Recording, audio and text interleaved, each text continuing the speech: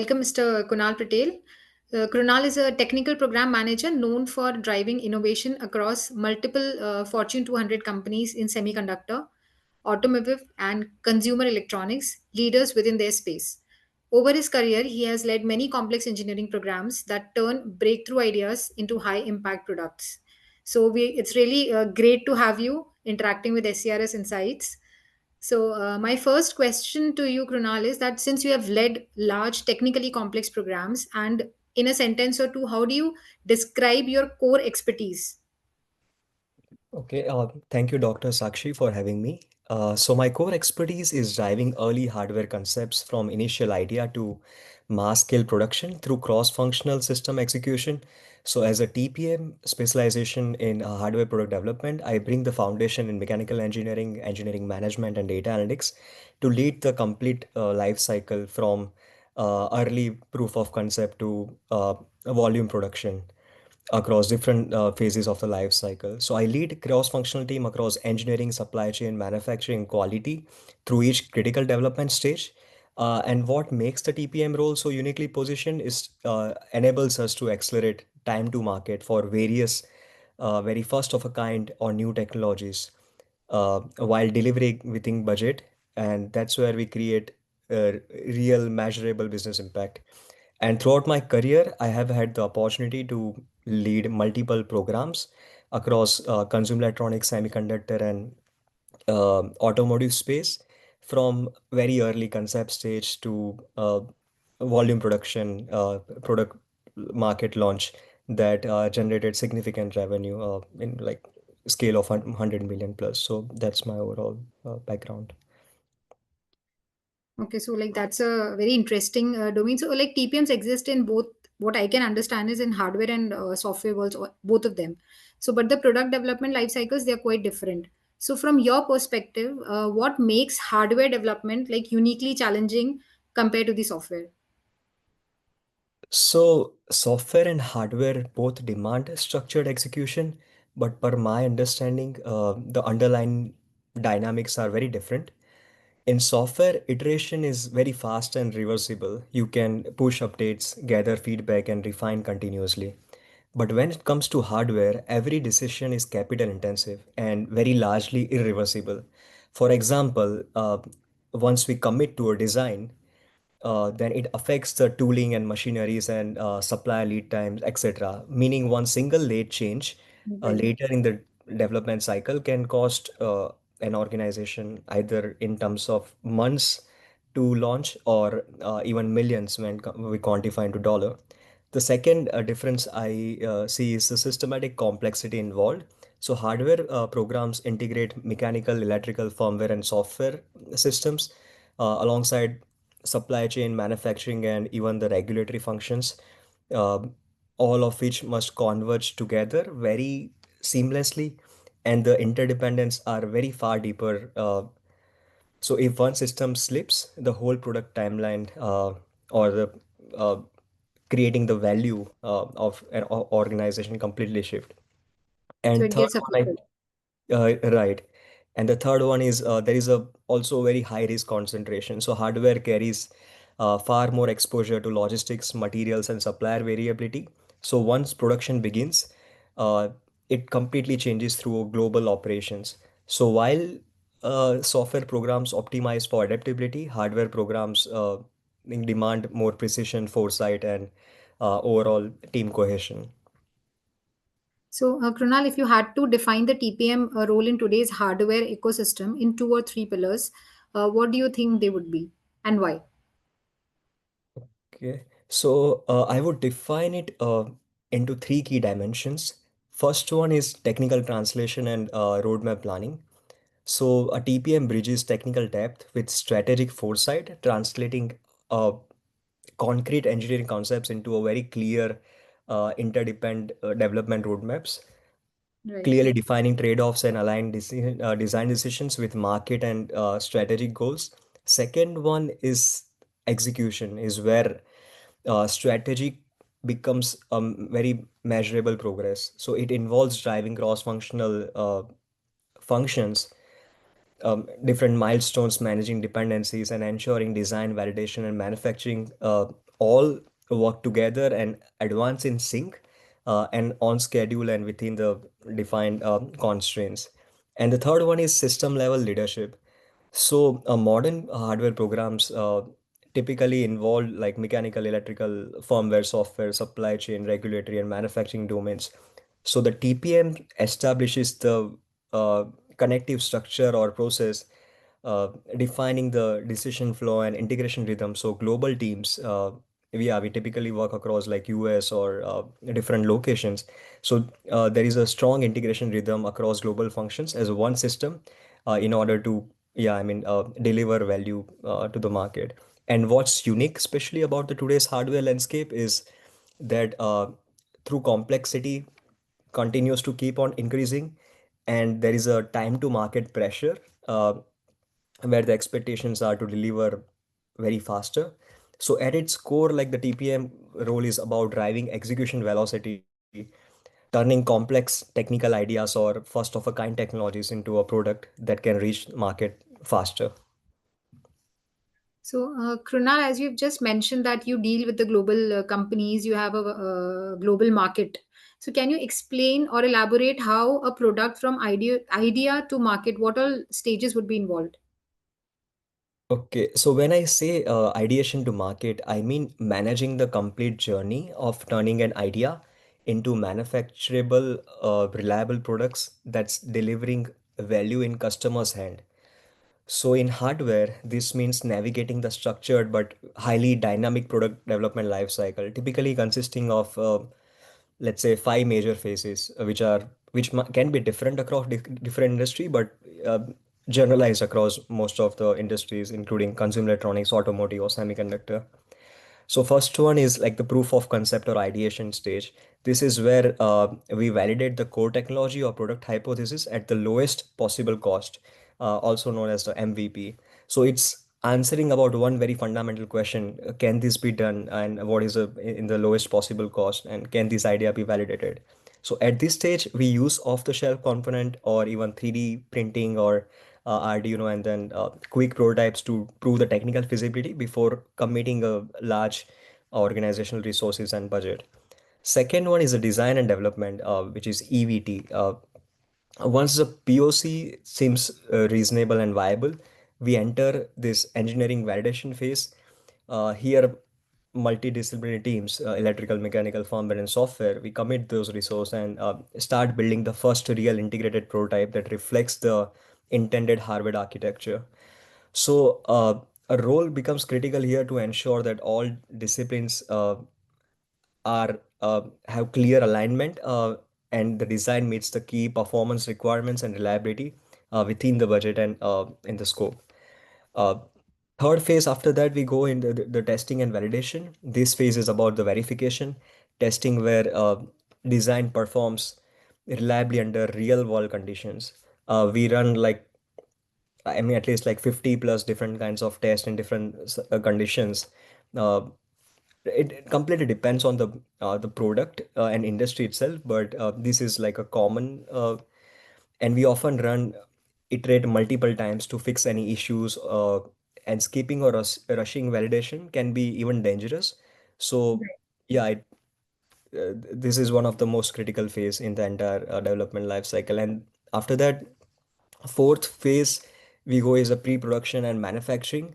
So once the design is stable, we validate the manufacturability. Can this build and can this be scaled from 10 units to 50 units or 1000 units?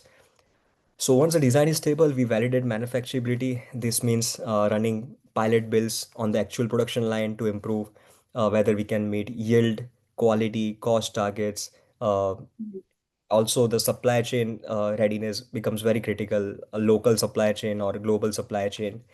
And our role is to work closely with the suppliers, contract manufacturers, and logistics teams to identify and like remove any single failure point of failure which can eventually leading to any line down and which can cost like a company a millions.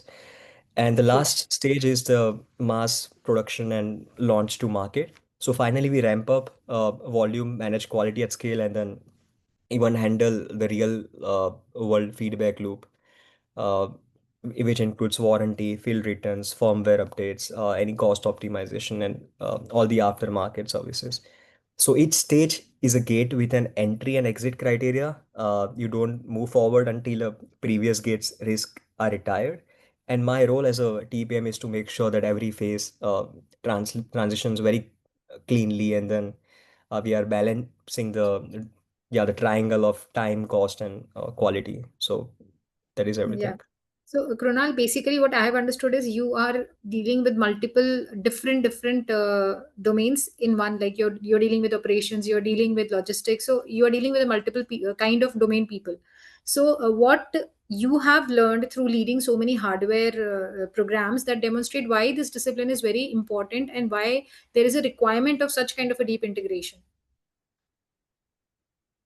Yeah, this is very interesting question, especially because each phase is completely a different world. So in terms of scope, resource, and challenges.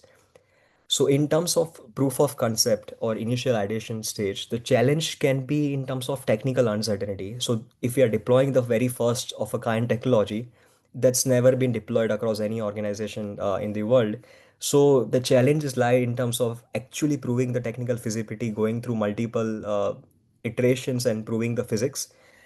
Team can be small. We do a lot of experimentation, and then and role is to ensure that the whatever design of experiments that we run are very structured and even time effective, and then how fast we can move to collect the data and make the decision in that uncertainty with incomplete data. The second phase, like in design and development, the complexity grows exponentially, especially because we are now heavily invested in terms of resource. Electrical, mechanical, software teams interact continuously. A change in one subsystem, let's say thermal management, can affect dozens of other elements like the PCB layout, power draw, uh, and then managing this interdependency uh, along with identifying all the critical impact in terms of supply chain, quality, or regulatory, all that is very critical at this stage. And then managing these dependencies and avoiding late surprises becomes the main uh, hurdle here. When it Okay. comes to validation phase, we face iteration chaos. So every test reveals something new. Uh, it can be vibration, noise, or firmware timing bugs, and we must triage what's critical versus what we can ship. Externally, this phase brings the compliance labs. We even start engaging with the regulatory body, depending on which country do we want to launch. So different countries have different regulatory requirements, uh, and yeah, even the beta customers into play. Uh, so these are the challenges in the validation phase.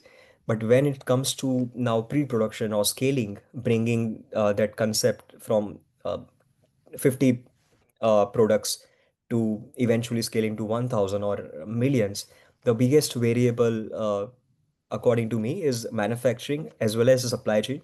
So now we are depending on the global vendors, factories.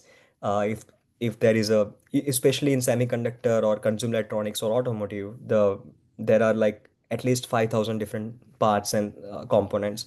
So the supply chain can be significantly complex, and even one single point of failure can impact the entire the production process as well as can bring the line down. So if one single supplier slips, you can't build.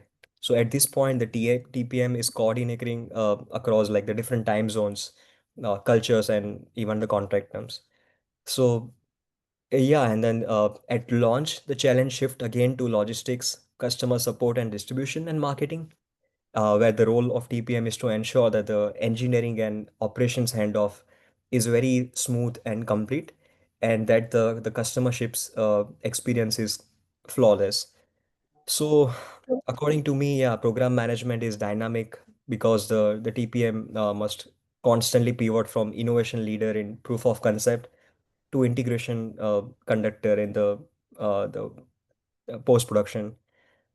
So yeah. Yeah, so I think the hardware, the modern hardware program, basically they focuses on the global engineering, manufacturing, supply chain, is what we are looking at. So how do you bring the leadership, system leadership into this?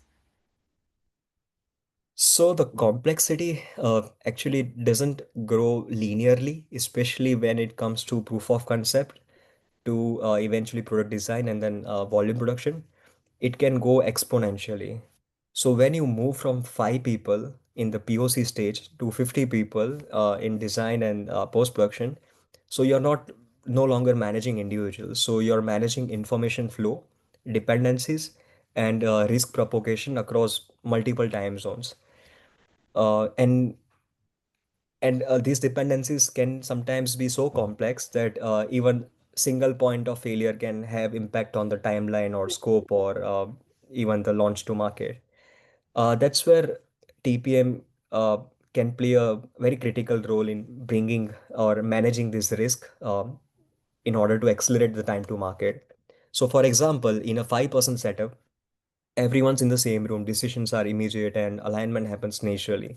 But when you scale to 50, the same decisions can travel across layers, different time zones, and functions, engineering, design, test, supply chain, and manufacturing. So that's where even the small efficiencies multiply fast. The number of communication links can jump from like 10 to at least like 1000, meaning even small misalignments can impact the execution delays. Second one, I think, is the system level leadership is about creating clarity when it comes to chaos or uncertainty. So in Yes. large distributed engineering programs where we are deploying very new technologies from R&D to market, communication needs to work like a well-designed system. So as a TPM, my role is to define the clear interface points, who owns which subsystems, how information moves between the teams, and how design or test updates are tracked. Each lead becomes a key connection in the network, keeping data and decisions flowly like smoothly across the different sites. So in the end, it's all about, I mean, building repeatable execution systems, processes mainly that can scale from one project to many project while keeping alignment, traceability, and scale. So that's how, I mean, the complex global teams perform with the same efficiency as a even a very small team with co-located ones, like with 5 team members. So yeah, like overall, TPM, I mean, doesn't just track the system. Our role is to architect how execution itself operates, and the goal really is that hundreds of people across continents move in the same language, rhythm, or like the sense of urgency to deliver to market. Yeah. So next, I would like to ask that how do you approach scaling a product from prototype to mass production? Also, given the experience that you have, what are some of the key frameworks or practices that you think from which the companies like the EVs, the semiconductors, they are benefiting? Okay, so scaling is where hardware programs really get tested, moving from prototypes to Yeah. millions of units, uh, expedites or like exposes weak spots in every single functions, whether design, supply, or factory steps. Uh, so across semiconductor, automotive, and consumer electronics, I rely on a few universal or common frameworks which can be translated across these industries. So first one is earlier supplier or contract manufacturer integration. So bringing the suppliers and contract manufacturer into early engagement in the design phase during the EVT or DVT. So manufacturing quality, yield issues, we identify those very early on while we are still developing the product. In uh, Yeah, in hardware, this might mean process tool retrofits. In EV, it can be very early during the tier one, like supplier engagement while we are finalizing the PCB design or component validation. In consumer electronics, it can be during the tooling readiness or DFM checks. Second one, I think, is the multi-tier visibility. So just looking beyond the tier one, uh, identifying the dependencies upstream, which is not just supplier specific, but up to an extent of raw materials, even small components like the ICs, battery, which often carry the real risk. So ensuring the capacity and qualifying alternatives at tier 2 and tier 3 are already identified beforehand while we even reach the production stage, that can help avoid any surprises later on. The third one is from the engineering design standpoint, finalizing the BOM and critical path discipline. So segmenting the entire BOM uh, with bill of material, which can be like 5,000 different items. So segmenting those entire BOM into multiple categories, let's say A, B, C. For single source or long lead time, it can be A category, dual source or pre-buy. So maintaining a live critical map of parts, sub-assemblies, and suppliers. So if anything slips, the team can immediately resequence the work instantly. So we have a mitigation plan. And I think this one is the most common one is proactive risk retirement. So pull the risk forward, try to run small pre-checks, whether yeah, like for every single risk, try to have a backup plan ready, and clearly trigger to switch automatically if there is any if the data goes red. So ultimately, scalability is very much about the engineering resilience and be ready with whatever the risk or change is expected. And I mean, yeah, TPM can create order in chaos, aligning design maturity, supply readiness, and factory capability in one sync plan. So, yeah, like fixing a single supply chain or process issue in production can cost 100 times more than solving it very early in the design. And our job is to catch it's when it's still cheap, fast, and not visible to customer. Yeah, so I think, Krunal, we all agree that delivery of a product on time, be it hardware or be it software, is very crucial and important for any company. So, in this evolving future market, if a company wants to ship their product without any break of the quality, so what three practical shifts could be there, which you suggest for a hardware on which it can be launched on time to the market, and there is no compromise in the quality of the product? So in the hardware industry, there are various trends. First is increasing complexity in hardware, but faster time to market requirement. Second is the agility in supply chain. So in order to capitalize on these trends, there are like two or three practical shift that I think may impact the current practices. First off, first one is the modified agile for hardware, MAHT. It's a modified version of the agile, which is typically used in the software, but for suitable for the hardware industry. Uh, so why this is a problem now? For example, requirements change very faster, especially with the AI uh, and like a very strong pull from time to market and more complexity. So requirements change faster, supply shocks happen mid-cycle, and even the certification requirements are constantly changing across different industries and different countries. So it can be expensive. So in order to fix that kind of a problem, modified agile for hardware, that principle like focuses on keeping the stage gate for safety and compliance, but running short risk focused loop inside each phase, POC, VT, DVT, PVT that we discussed earlier, and start doing the smallest experiment that produces the proof against the next gate. Um, by that I mean is like quickly pre-scanning or doing the Kupal or like trying out the soft tooling or doing the pre-pilot assembly.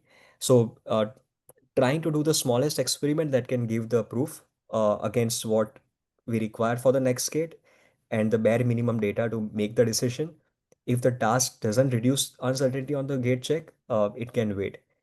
So what can be the potential impact is by this following this method, we can evidence can show up earlier. teams adapt to requirements changes without tearing the plan. And Yeah, so we are able to make quickly decision and adapt to change. So that is first one. Second one is probabilistic planning. Now it's becoming more critical when it comes to any program management, whether it's hardware or software. Why this is a problem now? So lead times constantly change, lab fixture slots that move. Uh, so turning a single promise date into a day can into a day like day for day delay. A leadership may lose trust in schedules, and even the launch windows can be missed. So uh, a practical like fixes maybe a probabilistic planning like the Monte Carlo simulation, where plan uh, yeah, one can plan with ranges, not just guesses. Uh, Feed your live work breakdown structure into optimistic, likely, and pessimistic task duration, variable lead times, and rework odds. So, this may help to see which few tasks drive most risk and put small buffer or backup, alternative paths, whether process sequence, where they pay off. And what can be the potential impact out of this is commitments are credible, buffer, we are already accounting, and you act pretty early on before the item or task falls into a critical path. And this will help to, accelerate the time to market and even ensure the credibility of the timeline.